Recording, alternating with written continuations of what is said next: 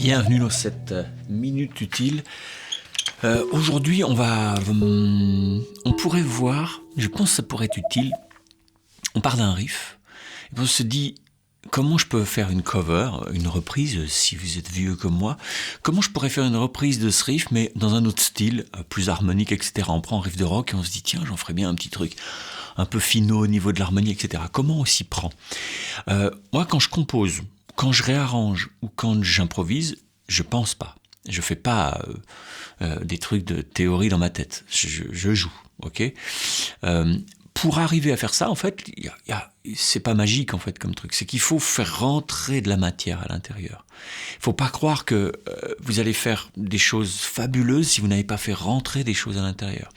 Et donc du coup, pour éviter d'être un déménageur avec rien dans le camion, il faut que ça rentre. Donc il faut déjà aller fouiner la théorie ou les oreilles, n'importe, mais aller fouiner avant pour vous dire « Ah, mais ça c'est connecté comme ça, mais ouais, ah ça va bien avec ça va bien. » Et donc après, quand tu veux sortir une couleur, alors elle est là.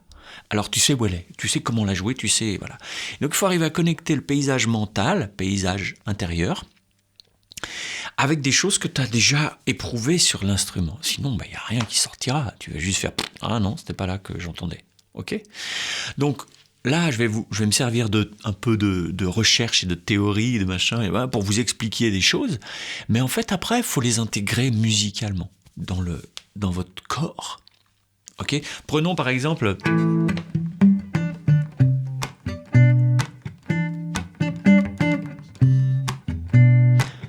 J'adore cette chanson.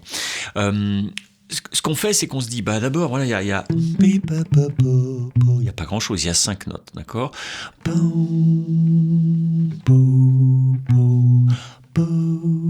On est en mi, et puis il y a un appui ici.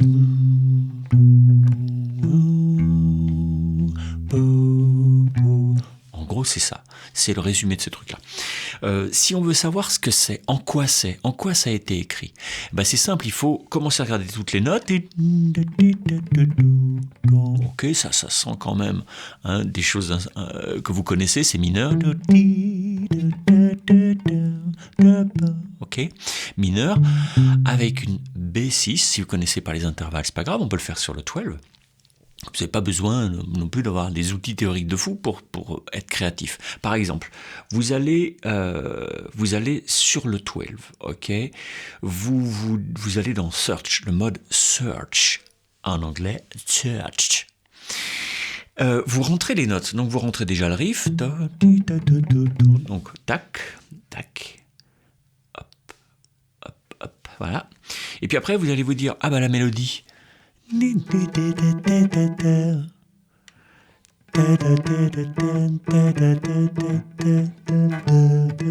Pour l'instant, on n'a pas de nouvelles. C'est là.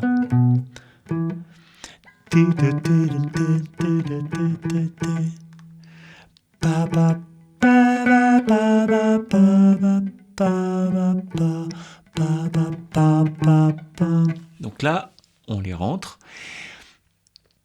Ici, vous avez une ambiguïté, d'accord ? Comme très souvent dans les grands morceaux, ce qui se passe, c'est que...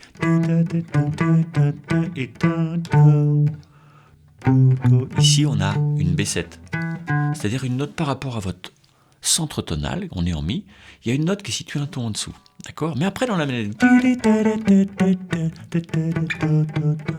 il ne joue pas la note qui est un ton en dessous, mais il joue la note qui est un demi-ton en dessous. Ça, c'est une ambiguïté.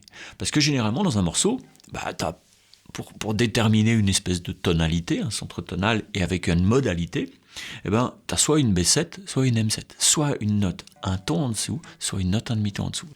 Là, il fait d'abord l'un, et aussi dans le riff, où il y a la note un ton en dessous, et puis il fait un demi-ton dans la mélodie. Ça, c'est juste pour faire entendre. Ok ? Maintenant, ce qu'on va se dire, c'est qu'est-ce que c'est ? Donc, j'appuie sur recherche, touch. Je me dis, moi, je sais que c'est en mi.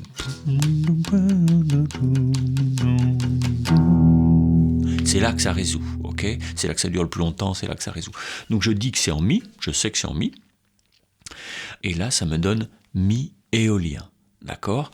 J'ai mis la B7, d'accord? Parce qu'en fait, c'est elle qui est dans la structure, dans le riff. Le petit truc mélodique, c'est plutôt une petite variation, un petit degré mobile, on appelle ça comme ça, qui va être dans la mélodie, d'accord? On verra par la suite que ça va nous donner, ça vient d'une autre gamme, ça provient d'une autre gamme. Maintenant, si je veux bricoler avec ces accords-là, donc ce éolien-là, je clique dessus, POC, et je me retrouve avec la gamme éolienne, je la vois. Mon Mi, il est là, vous voyez, en 7e case, ok? Et puis je vois mon B6, ma B6, la sixte mineure, et puis la quinte, ok?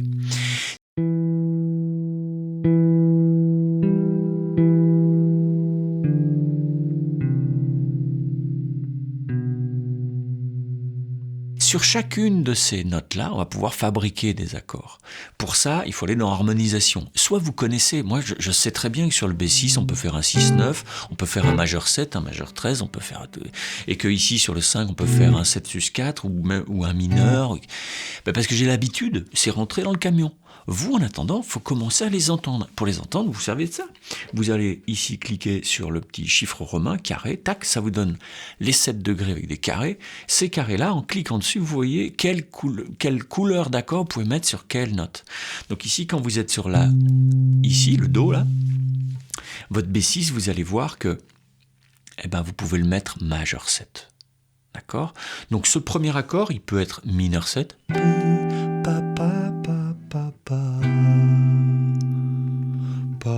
Et sur le 5, si tu regardes, il y a un mineur 7, regarde. Et donc ça te fait, si je joue avec des accords simplistes, ça fait mineur 7.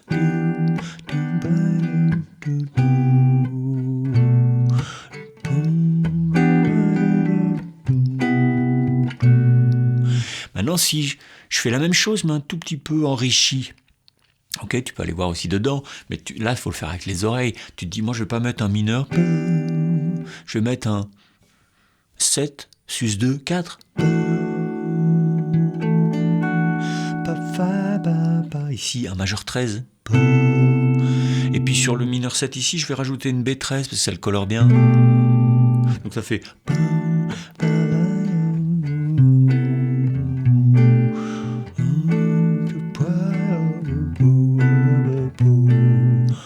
Déjà c'est chouette, déjà c'est super cool. Tu pourrais aussi remplacer, c'est-à-dire ne pas passer par ces basses-là, forcément. Tu peux changer la basse, donc faire des substitutions. Et à ce moment-là, ça peut devenir...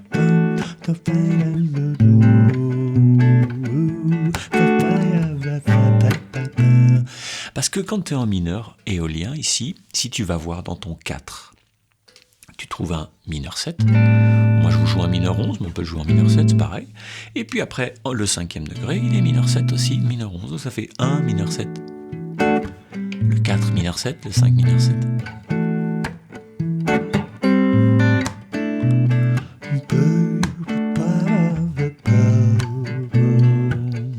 Ça marche aussi. Si je veux aller un peu plus loin, je veux être un petit peu plus... un peu frise moustache, je vais me dire, tiens, si je vais au deuxième... Là, je vais le faire sonner un peu plus musique du Cap-Vert ou un peu plus Brésil. C'est le 2. Le 2, il est mineur 7, quinte diminuée, ok? Mais à ce moment-là, il va se mettre à sonner bien avec non pas un mineur 7, mais un 7e. L'accord 7e qui est ici, sur le Si, il n'y est pas dans la gamme éolienne, il n'y a pas un 7e ici. Cet accord 7e, si on le prend, ça veut dire qu'on l'emprunte au mineur harmonique. Ok ? Et le mineur harmonique, c'est la gamme qui, au lieu d'avoir la B7 de tout à l'heure, la note qui est un ton en dessous, c'est la note qui est un demi-ton en dessous.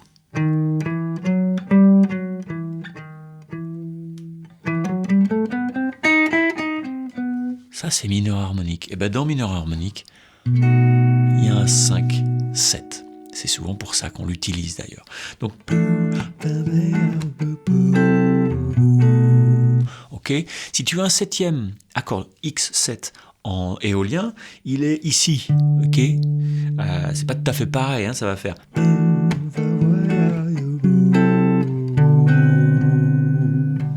C'est joli aussi, en passant, tu peux faire ça, d'accord? Nous, ce qu'on va faire, c'est que on va s'arrêter là pour juste que vous commenciez à vous occuper les mains avec le 12, aller chercher les choses, rentrer des couleurs et vous dire « Ah, ça c'est cool, j'adore ». Ok.